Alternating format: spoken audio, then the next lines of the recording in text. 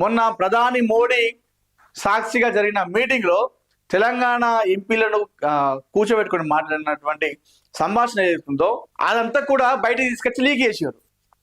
ఎవరు చేసారు? మీ తెలంగాణలో ఉన్నటువంటి ఎంపీలే కదా, ఎవరో ఒకరు చేసారు కదా. మరి అది కమ్యూనికేషన్ కాబే కదా. సో మీలో మీకు అంతర్గత విభేదాలు జరుగుతూ ఉన్నాయి, ఇది నిజం. ఎంత త్వరగా వీలైతే అంత త్వరగా మీరు ఈ అంతర్గత విభేదాల నుండి బయటికి రాకపోతే మాత్రం తెలంగాణలో బీజేపీ పార్టీకి చాలా కష్ట రోజులు వచ్చేటువంటి సమయం ఉంది.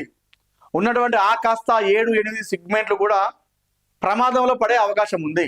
ఓవరాల్గా అందరు కలిసి కట్టుగా పార్టీని తెలంగాణలో ఏ విధంగా ముందుకు తీసుకెళ్లాలో అనే ఆలోచన చేయండి తప్ప మీలో మీకు గొడవలు పెట్టుకొని అంతర్గత విభేదాలు పెట్టుకొని నేను ఎక్కువ నువ్వు తక్కువ అని చెప్పేసి ఈ గొడవల వల్లనే కదా ప్రస్తుతం తెలంగాణలో బీజేపీ పార్టీకి ఇలాంటి సిచ్యువేషన్ వచ్చింది. ప్రజెంట్ ఇలాంటి పరిస్థితులు ఏర్పడ్డాయి.